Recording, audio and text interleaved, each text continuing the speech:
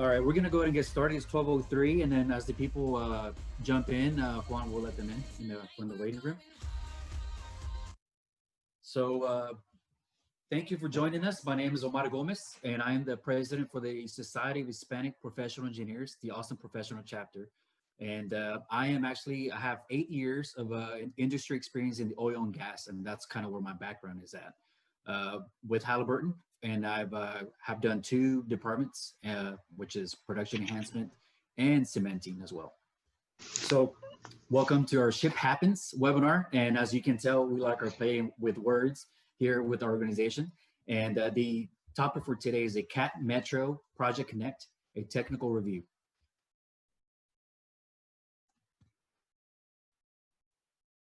So a couple of housekeeping items I would like to mention is that webinar will be recorded, and make sure to ask questions in the chat. All participants will be muted and no video, please, except for the host and speakers. And this is just to reduce bandwidth and to avoid any technical difficulties. And of course, if you're a PE and you need credit hours for your continuing education, feel free to email ship.austin@gmail.com. So the agenda for today is we're started 12, a couple minutes late, just to let some people in. And then we'll get to Permia Engineering, and then we'll introduce the other speakers involved with the Project Connect and the Austin Transportation Department. And then we'll follow up with the Q&A session, and then with some closing remarks. So first, before we start with the actual webinar message, is we want to provide a special thanks to our corporate sponsor, which is Permia Engineering. And they've been very supportive of our ship mission and very active with us for the past 2 years. So thank you so much. So a little bit about SHPE Austin. Who are we? So SHPE Austin is a STEM professional platform. We're a platform, to provide professional development and STEM awareness to the community. So our mission pretty much says it all. SHPE changes lives by empowering the Hispanic community to realize its fullest potential and to impact the world through STEM awareness, access, support, and development. And obviously you can see the quick facts. So we are actually there are about 60 professional chapters around the US, and there are about close to 300 student chapters in the US as well. So very active, very involved, and we try to provide as many resources as we can to our membership. So a couple more data, because we are engineers, we like data, right? We like numbers. So membership breakdown, we're about just over 11,000. Student members make up most of that, 82%, 9,000. Professional members make about 2,000. Our gender breakdown is 67% male and 37% for the female. National chapters, like I mentioned, close to 200 student chapters. This is back in 2019. We're over 200 now. And as far as the professional chapter, we're close to 60. And as you can see, we're all over the US. So as far as SHPE Austin, who are we? We've been here actually for 38 years in the Austin community. We were founded in 1982. We have a proud history of excellence and community involvement. We're constantly growing in the Austin area. We provide professional development, STEM outreach, and networking opportunities for our members. Check out our website at shipaustin.com to kind of get a feel what the corporate sponsorship looks like and what the awesome partnerships we have with the community. We take pride in awarding 3 $1,000 scholarships every year since 1994. And actually 2 years ago, we started awarding another scholarship due to the tremendous support from the community and from the corporate sponsorship. So thank you to the sponsors. And here's just a quick pic collage of kind of our familia. We're very, very tight-knit community. We like to give back to the community. I see a couple of STEM events there. The holiday party, the casino night for 2 years ago and last year. The kids enjoying their time at the STEM events that we throw as our signature programs.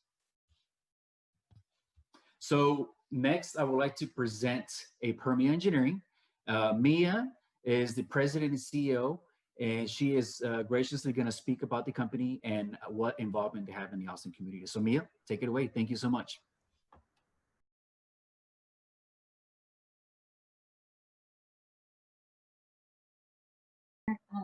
Very excited about Project Connect and learn more about it a little bit later. Would like to present about Apartment Engineering. We are utility solution experts. We're based out of Austin, and I'll speak a little bit more about what we'll cover here, hopefully in the next 5 minutes. Can go next on the slide. There you go. Talk a little bit about our mission, about us, our services, our team, and if anybody has any questions, if we have additional time, that would be great. Our mission is basically provide efficient, innovative, sustainable engineering solutions for our clients. And we do that through our commitment to professional development, employee satisfaction. In our dynamic, progressive, flourishing work environment, we believe that conditions of engineering evolution are created. So that's what we're all about. We are a certified women minority-owned consulting firm. We do provide full civil engineering and permitting services. We specialize in utilities projects from the renewables to water, wastewater, power, telecommunication on the wireline, wireless side. And we are certified with TxDOT as well, and work for several utilities that we'll talk about here in a little bit. We did start in 2017, so we are a youngster, and we were successful and happy to have expanded our region from starting from Austin, of course, and serving clients in different regions all the way to El Paso. We have major projects in Lubbock. We do a lot of work in San Antonio as well. And we just recently started our business development efforts in DFW and Arlington, Texas. These are the lovely faces of our key team members, Andrew Gallo, Megan Stanford, Nathan Garza, Tere Sosa, Laura, Steve, and Jean. We basically are a team put together with very great skills, from utility specialists to coordinators to management and field work. So very happy to have our key team members. We also have interns and vacant opportunities for those who are interested in learning more about utilities and working on these type of projects. These are just pictures of examples of type of work that we do. We do the utilities coordination work, and I'm sure several of you have worked on roadway projects or railroad projects where you had to move utilities around, and that's basically what we do. We take it from the beginning of identifying everything from the field surveying to mapping, coordinating all the work, doing the meetings, and take it through design, relocating these utilities, whether it was fiber, power, gas, water, wastewater. We have those capabilities and relationships and expertise in those different utilities, which makes us very fit on these type of roadway and railroad projects where we understand the overall and the full picture versus focusing on just one utility at a time. So we do the plan and profiling, the permitting through the city of Austin. We also do the field work, markings, utility locates, and AutoCAD, MicroStation, GIS, etc. So a lot of it is just all technical, but some of it is fun, meeting and building relationships with contacts and solving problems. Really, ultimately, it's all about solving problems and avoiding conflicts.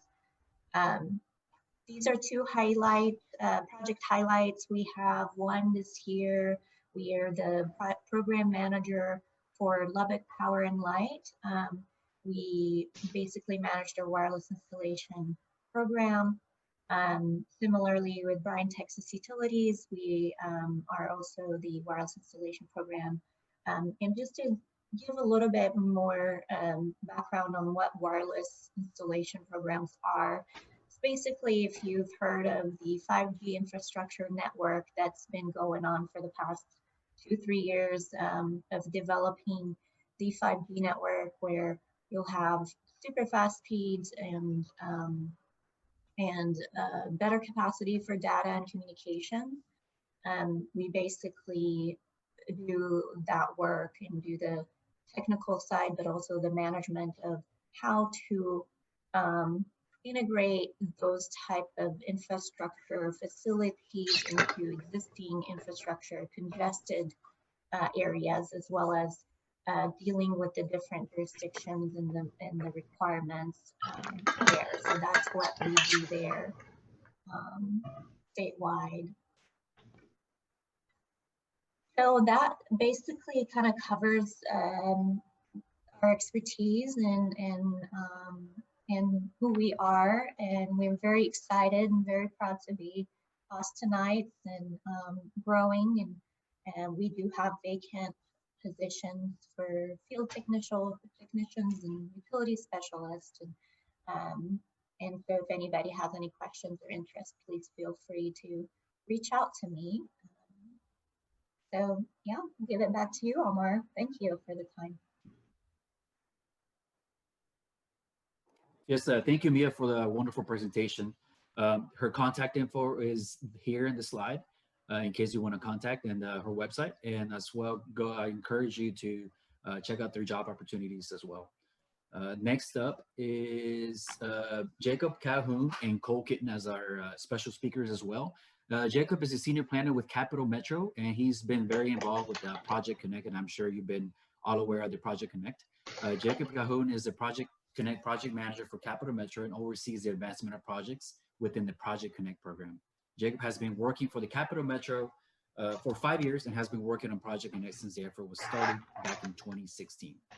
Prior to working at CapMetro, Jacobs worked at ATG in the city of Temple. Our other speaker will be Cole Kitten. Cole Kitten is the division manager of the Systems Development Division in the Austin Transportation Department, responsible for long-range transportation planning and project development. Cole oversaw the completion of the city's first comprehensive transportation plan, the Austin Strategic Mobility Plan, which was adopted in April 2019, and included the Project Connect long-term vision plan. Cole has worked for the city of Austin for 14 years, including 5 years with the Capital Area Metropolitan Planning Organization, otherwise known as CAMPO. So without further ado, Jacob and Cole. All right, thank you very much, Omar.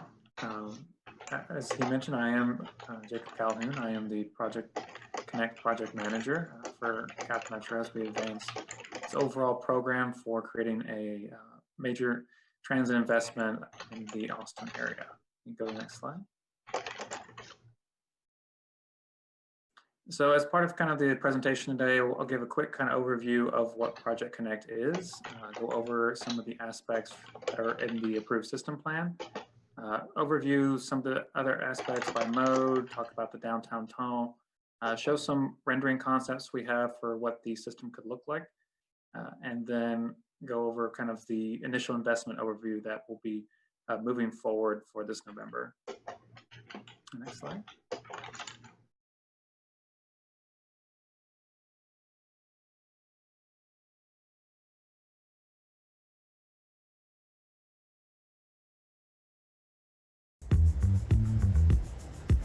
Project Connect from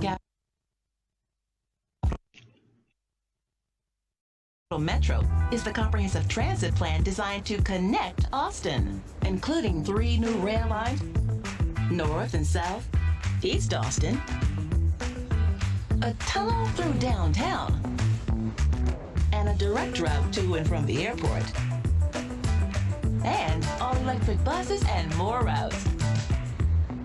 Learn about the plan at projectconnect.com. All right, so this slide gives you a overview of what the approved system plan is for Project Connect. And this is the system plan that was approved by CapMetro's board on June 10th earlier this year. And so what it includes is 3 light rail lines operating their own dedicated space. That's the orange, blue, and gold lines. And they cover about 36 miles and about 40 stations, and include a downtown transit tunnel that allows them to operate outside of the urban street grid.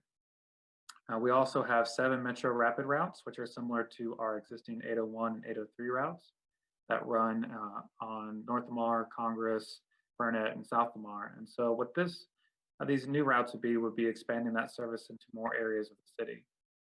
We'll also be doing improvements to our existing commuter rail line, the Red Line, adding some new stations up near the Domain and near the new Austin FC soccer stadium, as well as some operational improvements to allow us to get to 15-minute frequencies. We'll also be adding in a new commuter rail service, which is the Green Line, that will connect from downtown Austin out to the east side of town to Colony Park, with potential extensions out to Manor and Elgin in the future. We'll also be adding in new Metro Express, our commuter bus service. We'll have 8 new routes, and 5 of those will be outside the service area. We'll also be implementing more park and rides throughout the region to allow people the option of being able to get out of their car and get on transit.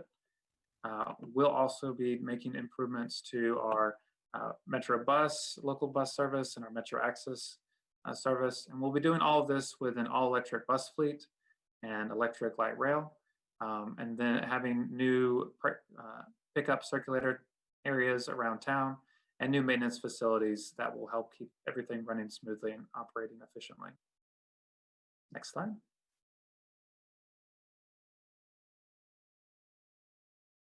So this slide gives a rendering of what the light rail could look like in an existing city street in Austin. So you can see we've got the light rail running through the middle of the road with a split platform alignment at this intersection. So this is something that would be for an area where maybe there's a smaller right-of-way to deal with. And so this allows us to minimize the impact on the existing right-of-way. We will also have accommodated enough space for the existing road users, as well as putting in areas for pedestrian and bicycle activity as well. Next slide. This rendering gives you an idea of what the light rail and the Metro Rapid vehicles could look like. So the light rail is the one on the left and would constitute a 3-car train. And then the Metro Rapid is the one on the right in red, and would be very similar to what we have right now, but just an all-electric version of that. Next slide. So now I'll get into some of the various key components of the overall system plan. The first is the orange line. It is a light rail line that is planned to connect from the north of Austin all the way down to the south and running through kind of the spine of the city. Initially, as part of the initial investment package, we would look to begin the service at North Lamar Transit Center and run it down towards Stasny, and with potential extensions out to the full alignment of Tech Ridge and Slaughter in the future.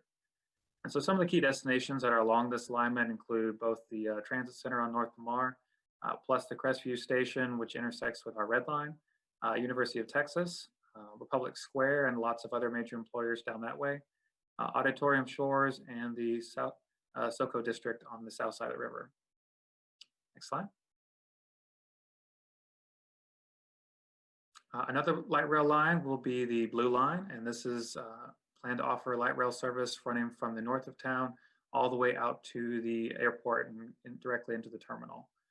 So this would operate from North Lamar Transit Center, running along the same tracks as the Orange Line until it reaches Republic Square, where it would then veer off on its own track towards the Convention Center, by Rainey and the MAC, and then across the river on a new transit bike ped bridge that would then take Riverside out towards the airport.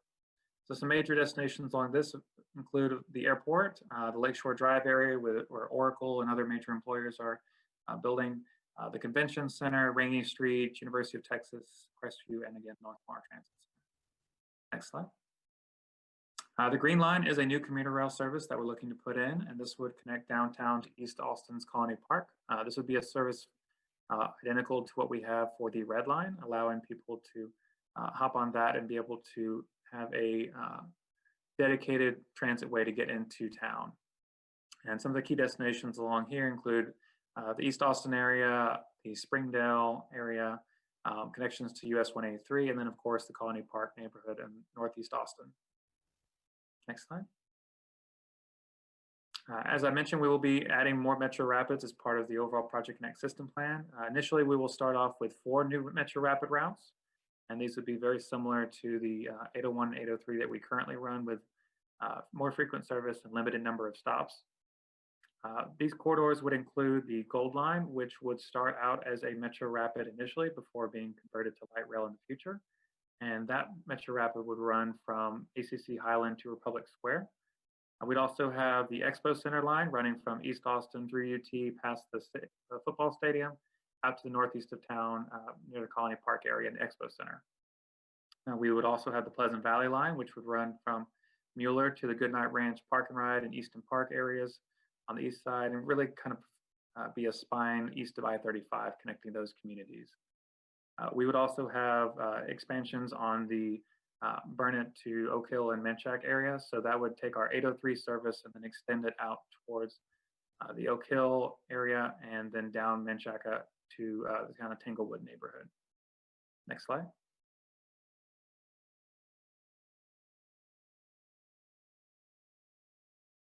There we go. And so this rendering gives you an idea of what the downtown transit tunnel could look like at Republic Square Station. So this shows the various kind of amenities and the concept of what the space could be designed as. So we've got dual door boarding, which is similar to what you would see like an airport shuttle, where the doors open on both sides to allow either easier entrance into the vehicle and safer entrance. There's plenty of space for people to walk around, and then it's all in a climate controlled environment. Next slide. If we go up the escalators, you would get to kind of a kind of open space that allow people to get around and get to either food or drink vendors or shops or restaurants and access other amenities like ticket info centers or restrooms. Next slide. This rendering shows you what a park and ride could look like with charging stations for people, whether they're taking electric vehicles or electric bikes, as well as standard parking spaces, plus connections to plenty of our other services, whether that's commuter bus, local bus, potentially light rail and other connections that way. Next slide. This is what we would kind of term a regional transportation center. So this would be a very large park and ride that would have major connections to a variety of our services, and including a parking garage and mixed use development at the site, as well as being able to connect to other services from other regional transportation providers, whether that's Greyhound, Megabus, or other transit services. Next slide.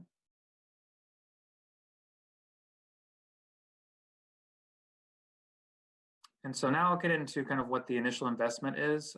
So this is essentially the first step in implementing the overall system plan that was adopted on June 10th. And so this initial investment will include, if you can go ahead and advance it, the 2 light rail lines of the orange and blue line, and then 4 Metro Rapids, as I mentioned, express services out to Circle C, 4 Points, and Oak Hill, and various other improvements to the local bus network and Metro Access and the Green Line commuter rail line, as well as improvements to the Metro Rail Red Line for the new stations and operational improvements. Next slide. So this slide gives you an idea of what that sequencing of the projects and the initial investment portfolio could look like. So we've got the orange and blue lines at the top, and those are major investments that are highly capital intensive and require a lot of construction and design work to implement. And so those will take a little bit longer, but we will have plenty of other projects that will be going on throughout the time that the Project Connect program is being implemented. So other things like the enhancements to the Red Line will be some of our earlier projects. The Metro Rapid projects will be able to be implemented much sooner. And then, of course, the Metro Express and Metro Bus and Access can also be implemented sooner as well. We will be looking to update our customer technology systems to more contactless fare payment, whether that's through a card or an app. And there will also be plenty of investment in transit supportive investments such as affordable housing and other land use things that we'll be partnering with the city on. And if you go to the next slide, I do want to thank you for listening, and feel free to visit projectconnect.com for more information. I also do want to send a very big thank you to the Austin Transportation Department and our partners at the city. They've been absolutely instrumental in getting us to this point, and I want to go ahead and turn it over to Cole to talk more about how we've been working with ATD and some of the efforts they've been doing, such as the Austin Strategic Mobility Plan. Yeah, thanks, Jacob. This is Cole Kitten, Austin Transportation Department. I'm the division manager over our systems development division, which is responsible for the long-range transportation planning. I don't have any slides, but I wanted to be able to provide some support in any Q&A or discussion we had. As you can see, we're running 100 miles per hour right now with Project Connect, and we're in this final sprint to the finish line, but we haven't always been there, and it's taken us a long time to get to where we are today. So that's primarily where my role has come in. Leading into this effort, the city hadn't had an updated transportation plan since 1995. And in the interim, the city had completed several modal specific plans, whether that was for the sidewalk network or bicycle network, and CapMetro would develop their own service plans for their transit service. So, for those that know the history in Austin around transportation, it's been a bumpy road that goes back all the way to 2000, where we had an initial light rail investment that failed by narrow margins. So something that I think we have different now is this comprehensive transportation plan that was adopted in 2019, where early on in that effort, we looked at how people get around in Austin using commute to work data.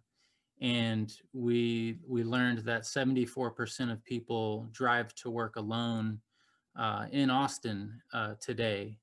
And looking out into the future in 2040, we asked ourselves whether or not that 74% is sustainable.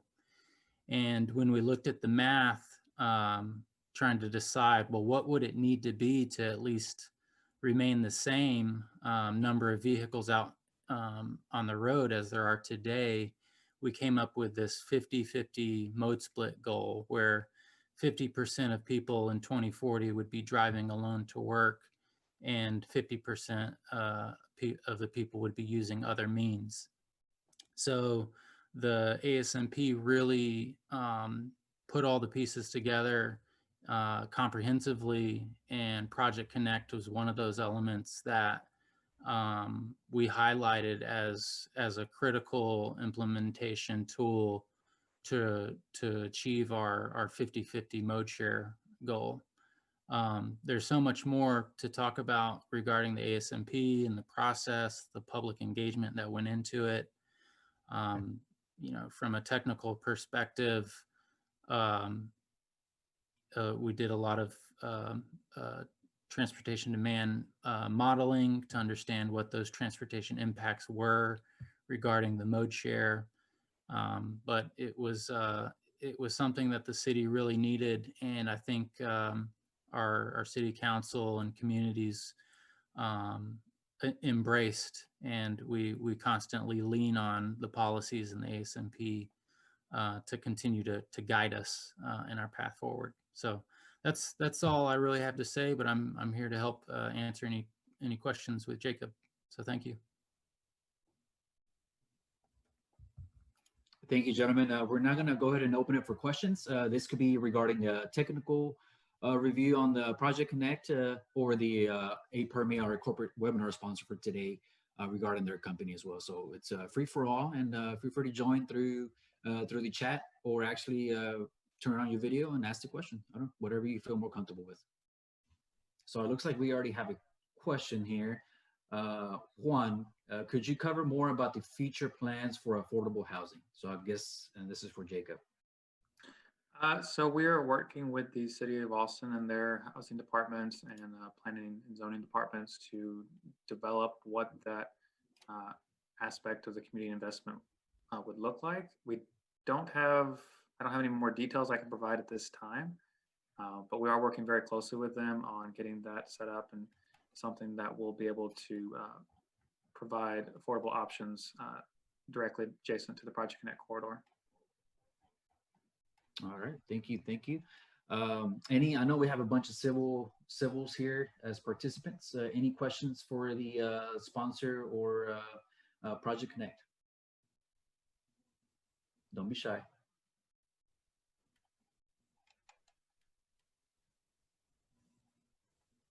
So we got a question from Mia. Could you tell us more about the completion timeline, please? Sure, if you could go back to that slide, it'll probably help to showcase everything. Which one? It's 38. This one? Yep. So as far as completion timeline goes, we will have a lot of different things happening throughout the program as we're building this out. But one of the challenges we run into is that we don't have enough resources, whether that's time, skills, or staff, in order to build everything at once. So we will have to kind of do it in a bit of a sequence as we implement the program. So we're trying to do things that we can do quickly, such as the Metro Rapid and the Gold Line and the Red Line improvements.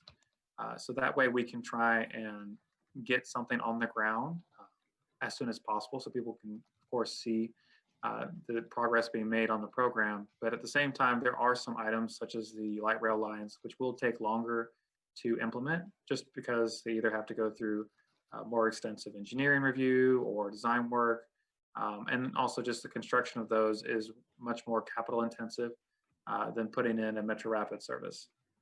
And so in order to try and make sure that we're allowing things to kind of happen in a sequence that shows constantly investing in the area, we developed this kind of sequencing plan so that way we can have projects kind of continuously going on for the life of the program. And of course, as more of this is built out, there'll be chances to implement more of the system plan with any additional funding.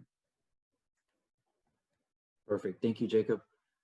We got another question on the chat. You mentioned estimating people who drive alone to work in Austin when planning for 2040. Oh, I'm sorry, that's the second question. Second part of the question. Is this for me or is this for Cole? I think this is for both, I guess. Yeah, I'll go ahead and speak towards that. So in the city's process to develop the ASMP, we used Campo's 2040 demographic projections. Campo is our regional metropolitan planning organization. So they're basically the official source for demographic forecasting. Oftentimes, you'll also be required to use their model and their demographic data when you're developing your own projects, whether that's TxDOT advancing the design of a project in response to the demographics that they're seeing and the travel patterns that they're seeing. So we had to use the 2040 demographics from Campo. As much as it's possible for Campo to anticipate large-scale developments, we like to make sure that those are included.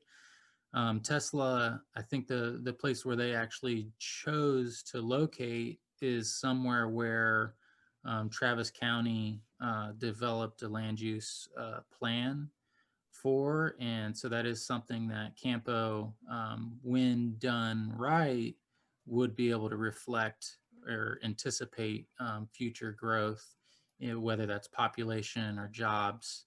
And, you know, whether at the time we thought it would be Tesla or not, it at least reflected that we anticipated being a kind of a employment center.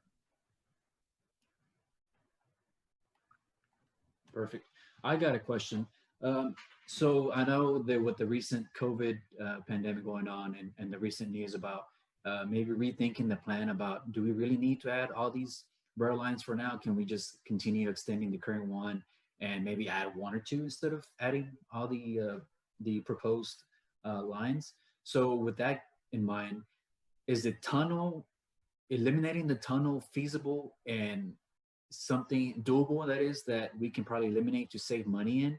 And B, have y'all thought about maybe a monorail system kind of to save money structurally wise? I guess on the civil utility side, as far as space wise, you know, monorails makes more sense for a certain part of the city, or, you know, Jacob? Sure, I can answer both of those. So the reason for the tunnel is really about trying to think well beyond kind of even this initial investment timeline, and even beyond what the system plan can look like. So right now, the street grid of downtown Austin only allows us to get a vehicle that is kind of a 3-car train. Each block length is around about 300 feet long. So if we wanted to add additional capacity onto the trains in the future, we wouldn't be able to do so. And so we'd have to run probably more trains more frequently, but then you get into kind of operational issues by doing that. So really the main reason for the tunnel is to provide additional capacity in the future. And it's also one of those things where it's always going to get more expensive to do things in the future. So if we decided to wait on a tunnel later on, which some of our other peer agencies have done, they're finding that the costs have gone up almost exponentially. So a lot of it is trying to make sure that we invest now while we've got the chance before we have to reinvest later. Plus, there's a lot of other benefits, whether that is kind of removing an additional mode from the street grid. So therefore you're having to deal with less conflicts with pedestrians and bicyclists, scooters and cars and other things like that. There's the operational improvements of not having to coordinate the traffic signals downtown to allow for a light rail to go through without running into additional stops. So there's a lot of benefits to doing the tunnel. And so it was just viewed as kind of a right time to do it. As far as the monorail question goes, typically whenever you go aerial for any type of transit infrastructure, that can add additional cost as opposed to going at grade. So we had looked at the possibility of either a monorail, a heavy rail, or even a gondola type service within the system, but that was very early on as we were developing the system plan, and just there's not enough examples and experience in other cities. Most monorail systems are built in a very short track, and to the scale that we're looking at here, it's well beyond where many cities have ever gone. So there's a lot of uncertainty when you go that route, and so these are more tried and true technologies, and so we wanted to stick with those because there is plenty of experience in building them and operating them and that kind of thing. Thank you. Jacob, another question we got is, could you talk a little bit more about the project funding? I would love to, but unfortunately that is outside of my expertise.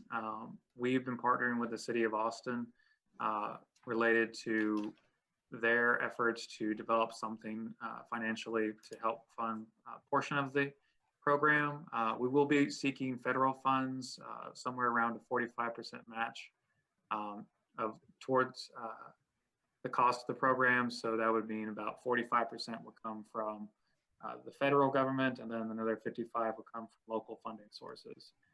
So that's about as much as I can provide, I believe we also have some additional CapMetro funding when that comes available that we'll try and put towards the program. But any additional details on funding, I'll have to defer to the city's finance department. Thank you. We got another question. Were current floodplains flooding issues considered when developing service lines?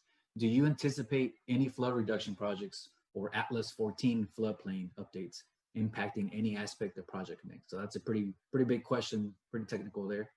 Yeah, we did look at floodplain impacts on a variety of the lines, especially the light rail ones. I'd have to check with our engineering team to see whether it was Atlas 14 or if it was the previous version. I know we will be looking at that as we continue the engineering for these lines. So we will definitely be looking at the floodplain impacts based off of that and see how we can try and reduce any kind of flood impacts we might run into. Okay. We got another question from Rafael. For the non-rail corridors, which will have a dedicated lane exclusive to transit, and how far will they extend? We, at this time, don't have any dedicated lanes for our Metro Rapids. However, we'll be looking to partner with the city to find any and all opportunities to provide priority dedication and priority treatments along our Metro Rapid corridors. So we will continue to advance those projects, but at this time, there's nothing in our plans that shows anything in there, but it is something we coordinate very heavily with the city on to help best utilize that right away for transit if we can. Okay. Another question is the Parmer line potential expansion, even with Apple and Amazon warehouse online being built? The Parmer line that's a Metro Rapid line running from Lakeline to Manor. That is something that will be a later Metro Rapid project that will be put in. That along with the ACC Highland to Tech Ridge, the MLK and the Crosstown Metro Rapids are all future Metro Rapids that we'll put in when additional funding becomes available. Another question that just came in is, was the initial investment sequence designed to support the improvements from the corridor mobility bond? We have been working very closely with the corridor mobility bond team, especially along the corridors that do align with what we're working on right now as part of Project Connect. So the South Lamar corridor and then the Pleasant Valley and Menchaca corridors, those are all things we've been working very closely with the corridor team on. But generally, the reason for the sequencing is most of these projects are some of our most federally competitive. And so we wanted to make sure that if we are seeking federal funds for these, that we have ability to score highly within their rating systems, so we have a better chance at achieving those federal funds. Perfect. Just a quick side note, I created a poll. I'm just kind of curious for data reasons to who will be needing a P continuing education hour certificate. I just go ahead and answer the quick poll, and then that'll be it for the poll. Another question that I got is, as far as I got a lot of CE friends, and they mentioned that there's projects, the 35 renovation on the, there's the north, south, east, and west projects. How will that impact the Project Connect initiative? And are y'all working around it? That way y'all don't have to do double work, so to speak, on the construction set to start? How does that work? We're definitely coordinating with TxDOT on the I-35 project and finding ways that we can integrate these two programs together, especially at the kind of major intersection points of the Tech Ridge and Slaughter areas of the Orange Line. One of the things about this program is that it is kind of parallel to the I-35 corridor. And so it will allow for an additional avenue for people to get through town that won't necessarily have to be I-35. So I know that they're still working out kind of how the timing and the sequence for their projects. So I can't tell you whether it'll be before or after what we're working on, but it is a pretty massive project. So we'll be trying to put in things as soon as possible to help provide some ways around I-35. Perfect. Any other questions, gentlemen, in the webinar? Feel free to ask.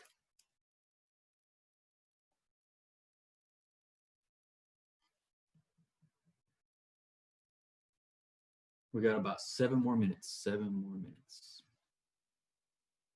I may, this is Cole again. I may expand on Raphael's question about the non-rail corridors. In our work in the ASMP, we identified what was called the Transit Priority Network.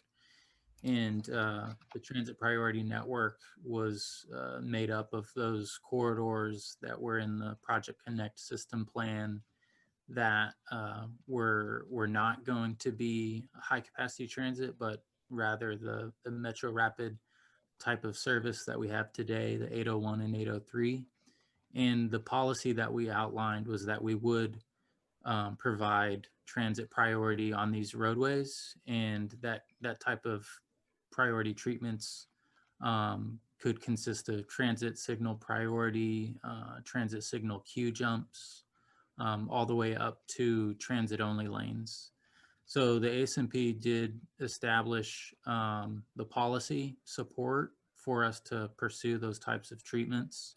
But the fun part now really is in this next step, this next phase of project development, and coming up with that engineering evaluation to understand the spatial limitations as well as where those treatments most appropriate. So it's likely that we'll over the coming years, as we implement Metro Rapid, we'll see more transit priority treatments. So we got a question for Mia. Well, I guess we'll give y'all two a break, Jacob and Cole. For Mia, does her company provide SUE? If yes, can you expand on its importance and when it should be specified?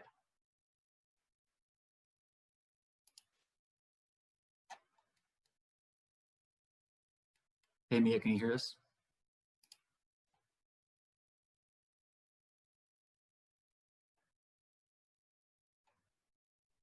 Yellow.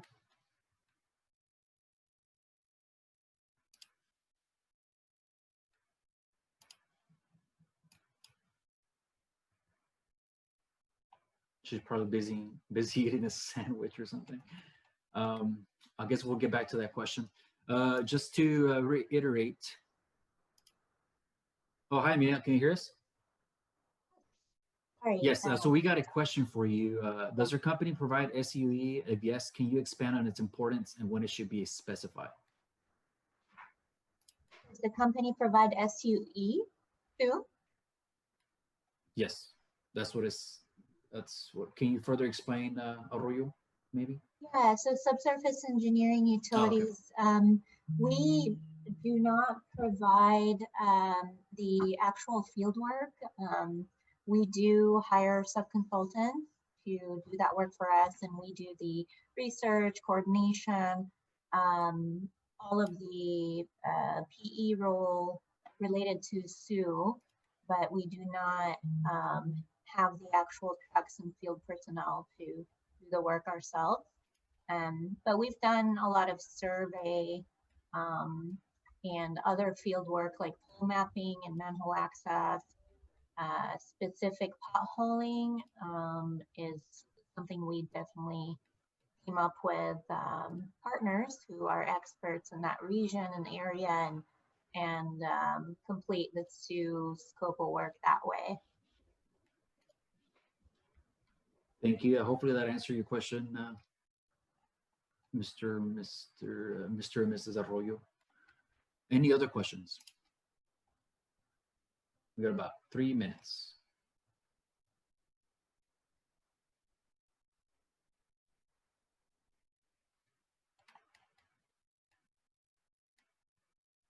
All right, I'm just gonna jump in while you think of a question.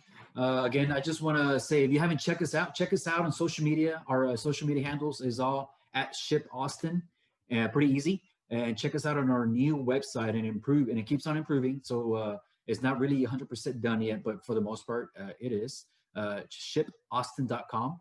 And then if you have any questions, and this is very important for those with the PE license, in order to get your certificate of attendance and for your continuing education hours, please email us at ship.austin@gmail.com and letting us know, hey, I will need a certificate, and that's all you have to say, and then we'll have it to you by this Friday of this week.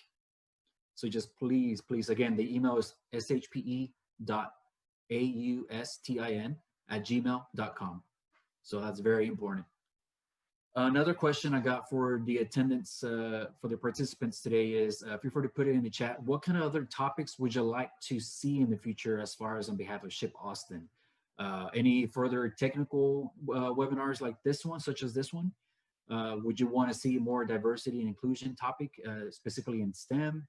Would you like to see higher ed, higher education opportunities / resources available? And last but not least, would you want to see more of any kind of career change or dealing with management, dealing with, you know, how to lead as a leader, how to lead a team, stuff like that. So please share with us in the chat room, and we definitely have the resources for y'all regarding those topics. So again, I just want to, before time is up, I just want to say again, thank you to our speakers today, Jacob, Mia, and Cole, for graciously taking time out of their schedule today during lunch and explaining a little bit of their company and the Project Connect initiative for the city of Austin. So if you haven't done so, please sign up for our future newsletters. You know, let us know if you want to sign up for the newsletter through the email when requesting a PE license if you're not a member yet. But I recognize a lot of familiar names here, so I really do appreciate it. So with that said, I think I'm going to go ahead and, if we have any other questions, I'm going to go ahead and end this webinar. Jacob, any closing remarks? Cole, Mia? No, just want to say a big thank you for y'all for being interested in the project, and feel free to, again, visit projectconnect.com if you want to learn more, or contact us and able to ask any more questions you might have. All right, we'll give it one more minute. Thank you, Stephanie, for joining. Good seeing everyone. Mia, any closing remarks on your behalf? Yes, thank you very much for this opportunity with everything going on in the pandemic and just being so distant from all of you. Very excited that we get this opportunity to do this and talk about really major projects and opportunities for our area and city. And very proud of everything that y'all are doing and working on, and truly honored to be part of it. And so please do invite us and continue to do this because we need it. Yes, like I was telling you on before the webinar started, right? We just got to be creative and innovative and kind of just go with the flow, especially during these times. It's been 100 years since we had a pandemic this bad, and no one's really gone through one. You know, so we're just learning from each other and trying to stay creative and trying to engage and still provide opportunities for our members. So like I said, if you have any other opportunities for us, feel free to shoot us an email. Hey, we have job opportunities. We're definitely one of the things that we definitely want to do and continue doing. And so once again, thank you to our speakers. And with that being said, I will end the session. Thank you so much.